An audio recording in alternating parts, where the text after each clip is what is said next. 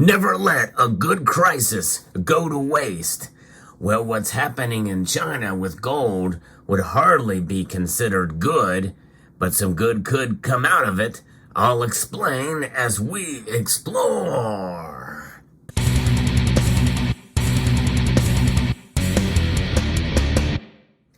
There's a big problem with gold in China, and it will have a direct impact on you, one way or another. That's for sure. Now, what about that quote, never let a good crisis go to waste?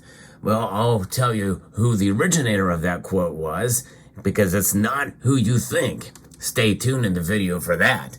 But first, I'm going to be referencing an article from CNBC that tells us what we already know, but it is becoming a lot worse. And this is something that very well could have ramifications around the world and will have a direct impact on you. There is a fake gold problem in China. And a lot of Chinese are getting screwed by this by buying artificial jewelry, especially with demand for gold rising dramatically, as we've seen as of late, especially in China. Gold's recent rally has sparked a bullion rush, but along with it came a surge in gold scams in China. Thousands of people in China have been duped into forking out money on fake gold, inferior or artificial gold, after trying to purchase so-called 999 gold online, according to the government. Of course, the purest form of gold is commonly referred to as 999's fine gold because it has a gold content of 99.9%. It's also referred to as 24 karat gold in the jewelry industry, as we know. And that is something that I think most of us, understand here. But for a lot of people that are just buying gold because they're just learning about it, they may not really know that. Of course, there's also the more commonplace that we're seeing these days, 4/9 fine gold, which is what all of these pieces consist of here in front of you. These are all pure gold pieces, and you can see they're marked on the obverse of these coins, 4/9 pure gold. And most bullion coins or bars are marked as such. These are coin bars, and they're marked with the same purity. These all actually come from the Perth Mint, and they show dragons either of the lunar type or with other creatures, and it's a very popular design, and you see that in China a lot, even in their jewelry. Now, the fake gold is becoming a major problem in China as more Chinese are looking to put their savings into gold, said China Market Research Group's managing director, Sean Ryan. China is the leading consumer demand for bullion after the countries overtook India in 2023 to become the world's largest buyer of gold jewelry. And what has India been doing? They've been substituting a lot of it for silver. And I've covered that on this channel too, but to see that Chinese demand, which is already great before, has increased dramatically. Chinese consumers bought 603 tons of gold jewelry last year, a 10% jump from 2022, according to data from the World Gold Council. The demand for gold, combined with unsophisticated Chinese consumers and investors unable to differentiate between 24 karat and lower quality gold, has given rise to scammers. It's a cesspool, and it's a perfect combination there. And so that is a crisis on one hand, and a good crisis for the scammers because they're able to take advantage of the unsophisticated minded. And it's incumbent upon us as buyers of gold to know the difference between gold, the real and fake gold, and to be very careful with who you deal, because you can be scammed too in the West, and we've seen that time and time again. I've covered it. In fact, I have a whole playlist of videos about precious metal crimes. A lot of it does involve scams. I hope you will check that playlist out. But this is what we're dealing with. Reports about the rise in gold scams have been on local media there in China and consumer protection sites such as Mayo Tosao, which is a third-party consumer service platform under tech giant Sina. And this is important because there is information out there. Information itself is very golden and can save you. It's also good to have testers and ways to be able to test. We're going to talk about that later as well, too. One user who reportedly bought 5 gold pendants for 1,985 Chinese yuan, which is about $280 on an online e-commerce platform Taobao, said he found out the gold was fake after conducting a flame test. Wow, a flame test, and I've not heard that one before, but yeah, that's something. A flame test. Fake gold gets darker or reveals a greenish color when placed under a flame, while pure gold turns brighter on exposure to heat. Another user complained about buying gold product from an online retailer, Pinyadeo, only for it to arrive with rust on it. The user claimed they have brought it to a jeweler for appraisal and was told it was fake. Taobao and Pinyado did not respond to CNBC's request for comment. Does that surprise us? No, it does not. In fact, many of these websites are, they're a dime a dozen, and they just come up under different names. And I've covered many of those websites in sales of fake gold and silver targeted to Westerners and Americans. It is quite commonplace. But you can do a who is search. You can find out where they are from. Most of them come from China, which automatically means they are suspect. In a bid to protect consumers from scammers, China's government recently released guidelines on how to identify the authenticity of gold jewelry. That's making a good step for sure, and that is a government website that they're paying attention to it now. That's good. Tips included listening to the sound when it is thrown on the floor, or dropping nitric acid on the goldware. If the acid drop reveals a green color, the gold object is either made of other ordinary metal or gold plated. If nothing happens to the gold, then it is likely that the gold is genuine, according to the guideline noted on the website.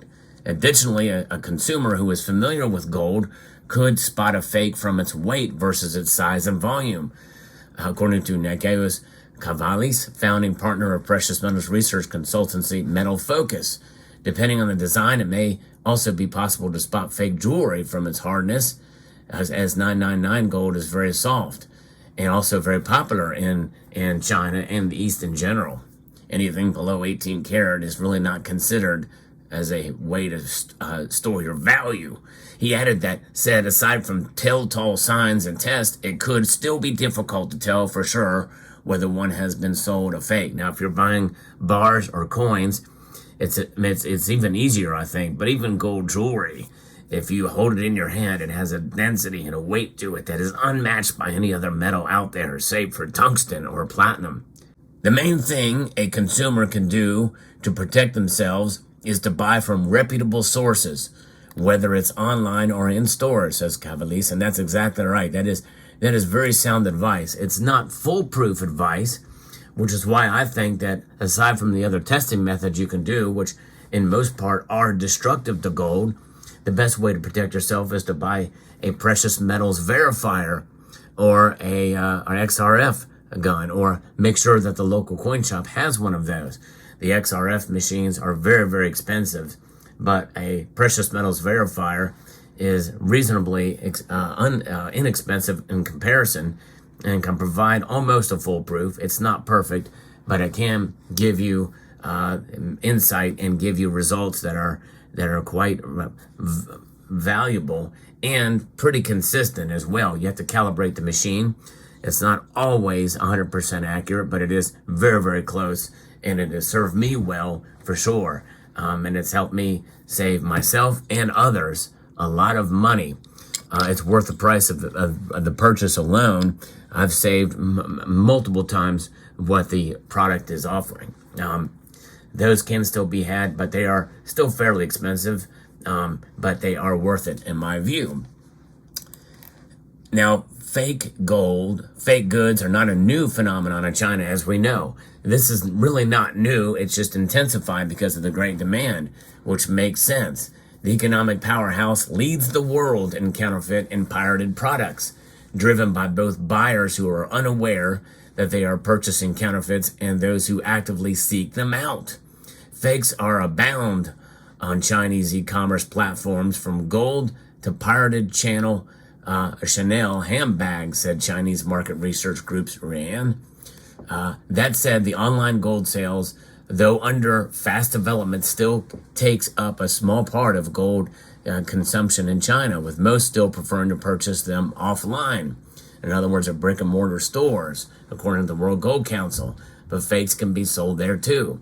Every store in China and around the country, by the way, should be able to test the gold in front of you to make sure it's genuine. There's no question about it. And like as buying from reputable sources, if you buy online, you know, a lot of these coins were bought from APMEX, a trusted and one of the largest bullion dealers in the United States and around the world. And others, you know, you can pretty much guess that they're going to go out of their way to give you a genuine product, especially if they're a precious metals dealer. Why? Because it's their business. They do not want on their conscience or on their reviews that they've been selling fake gold. So they're going to go out of their way so that they can remain trusted. No question about it. But there's always a good thing that Ronald Reagan once said, since we're speaking about quotes, trust but verify. He even said it in Russian in front of Gorbachev during a joint press conference. But the World Gold Council reminds consumers not to trade the security of their purchase for suspiciously low prices. Yes, that's exactly right. Avoid that at all cost.